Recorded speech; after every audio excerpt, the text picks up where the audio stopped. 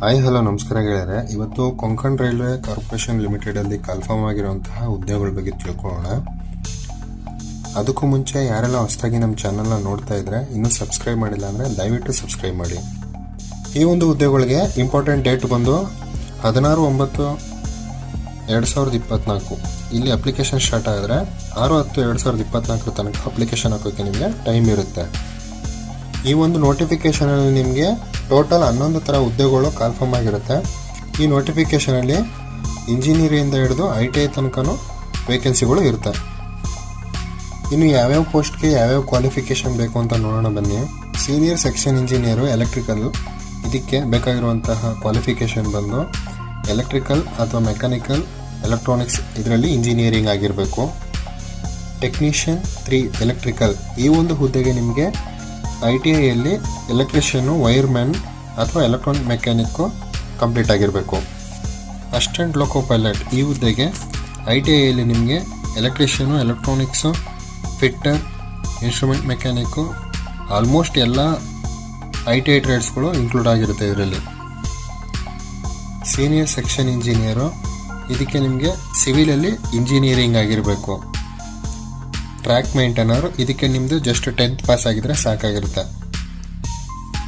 Technician 3 mechanical, ITIಯಲ್ಲಿ mechanical related ಯಾವ್ಯಾವ trades ಇದೆ ಅದನ್ನು ಕಂಪ್ಲೀಟ್ ಮಾಡಿದರೆ ನೀವು ಇದಕ್ಕೆ ಅಪ್ಲಿಕೇಶನ್ ಹಾಕ್ಬೋದು. ಸ್ಟೇಷನ್ ಮಾಸ್ಟ್ರು, ಇದಕ್ಕೆ ಡಿಗ್ರಿ ಆಗಿರಬೇಕು. ಗೂಡ್ಸ್ ಟ್ರೈನ್ ಮ್ಯಾನೇಜರ್, ಇದಕ್ಕೂ ಅಷ್ಟೇ ನಿಮಗೆ ಡಿಗ್ರಿ ಕಂಪ್ಲೀಟ್ ಆಗಿರಬೇಕು. ಪಾಯಿಂಟ್ಸ್ ಮ್ಯಾನ್, ಇದಕ್ಕೆ 10th ಪಾಸ್ ಆಗಿದ್ರೆ ಅಷ್ಟೇ ಸಾಕಾಗಿರುತ್ತೆ.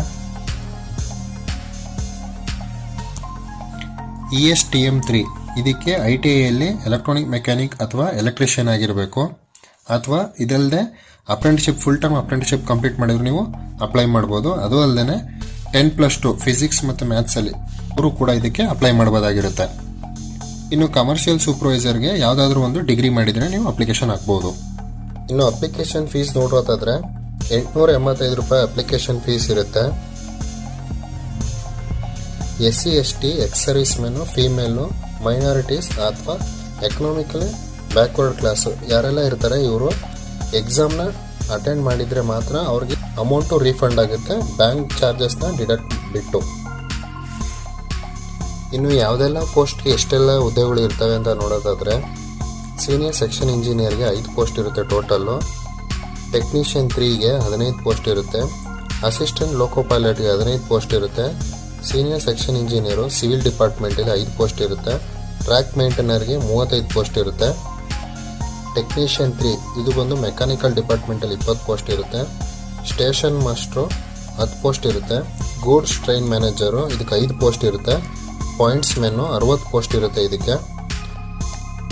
ಸಿಗ್ನಲ್ ಆ್ಯಂಡ್ ಟೆಲಿಕಮ್ಯುನಿಕೇಷನ್, ಈ ಡಿಪಾರ್ಟ್ಮೆಂಟಲ್ಲಿ ESTIM ಅಂತ ಒಂದು ಪೋಸ್ಟ್ ಇರುತ್ತೆ, ಇದಕ್ಕೆ 15 ಪೋಸ್ಟ್ ಇರುತ್ತೆ. ಕಮರ್ಷಿಯಲ್ ಸೂಪರ್ವೈಸರ್, ಕಮರ್ಷಿಯಲ್ ಡಿಪಾರ್ಟ್ಮೆಂಟಲ್ಲಿ 5 ಪೋಸ್ಟ್ ಇರುತ್ತೆ ಟೋಟಲ್ ಆಗಿ. ಇನ್ನು ಇಷ್ಟು ಪೋಸ್ಟ್ಗಳು ಟೋಟಲ್ ಹುದ್ದೆ ಖಾಲಿ ಇರ್ತವೆ. ಇನ್ನು ನೀವು ಅಪ್ಲಿಕೇಶನ್ ಹಾಕೋದಕ್ಕೆ ಏಜ್ ಲಿಮಿಟ್ ಬಂದು 18ರಿಂದ 36 ವರ್ಷ ಇರಬೇಕು ಜನರಲ್ ಕ್ಯಾಂಡಿಡೇಟ್ಸ್ಗೆ. ಇದು ಬಿಟ್ಟು SC ST ಕ್ಯಾಂಡಿಡೇಟ್ಸ್ಗೆ 5 ವರ್ಷ ಏಜ್ ರಿಲ್ಯಾಕ್ಸೇಷನ್ ಇರುತ್ತೆ. OBC ಕ್ಯಾಂಡಿಡೇಟ್ಸ್ಗೆ 3 ವರ್ಷ ಏಜ್ ರಿಲ್ಯಾಕ್ಸೇಷನ್ ಇರುತ್ತೆ.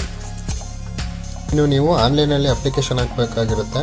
ಈ ಒಂದು ಲಿಂಕ್ನ ಯೂಸ್ ಮಾಡಿಕೊಂಡು, ಈ ಲಿಂಕ್ನ ನಾನು ಡಿಸ್ಕ್ರಿಪ್ಷನಲ್ಲಿ ಕೊಟ್ಟಿರ್ತೀನಿ, ಈ ಲಿಂಕ್ನ ಯೂಸ್ ಮಾಡ್ಕೊಂಡು ನೀವು ಅಪ್ಲಿಕೇಶನ್ ಹಾಕ್ಬೋದು.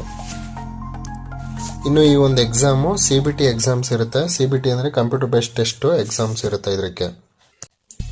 ಇನ್ನು CBT ಎಕ್ಸಾಮು ನವೆಂಬರ್ 2024 ಆಗುತ್ತೆ ಅಂತ ಅದನ್ನು ಕೂಡ ಇದರಲ್ಲೇ ಮೆನ್ಷನ್ ಮಾಡಿದ್ದಾರೆ.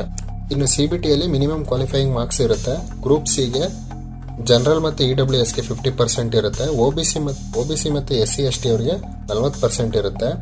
ಇನ್ನು ಗ್ರೂಪ್ D ಅದಕ್ಕೆ ಜನರಲ್ ಮತ್ತು EWSಗೆ 40% ಇರುತ್ತೆ. OBC ಮತ್ತು SC ST ಕ್ಯಾಟಗರಿ ಅವರಿಗೆ 30% ಇರುತ್ತೆ. ಇದು ಮಿನಿಮಮ್ ಕ್ವಾಲಿಫೈಯಿಂಗ್ ಮಾರ್ಕ್ಸು ಆಗಿರುತ್ತೆ. ಈ ನೋಟಿಫಿಕೇಷನಲ್ಲಿ ನಿಮ್ಗೆ ಏನಾದರೂ ಬೇರೆ ಏನಾದರೂ ಡೌಟ್ ಇದ್ದರೆ ನೀವು ಕಮೆಂಟ್ಸಲ್ಲಿ ಮೆಸೇಜ್ ಹಾಕಿ, ನಾನು ಅದಕ್ಕೆ ರಿಪ್ಲೈ ಮಾಡ್ತೀನಿ. ಇದಾಗಿತ್ತು ಇವತ್ತಿನ ಜಾಬ್ ನೋಟಿಫಿಕೇಷನು. ಇದೇ ರೀತಿ ಬೇರೆ ಬೇರೆ ನೋಟಿಫಿಕೇಷನ್ ಬಗ್ಗೆ ತಿಳ್ಕೋಬೇಕು ಅಂದರೆ ನಮ್ಮ ಚಾನಲ್ಗೆ ಸಬ್ಸ್ಕ್ರೈಬ್ ಮಾಡಿ. ಧನ್ಯವಾದಗಳು.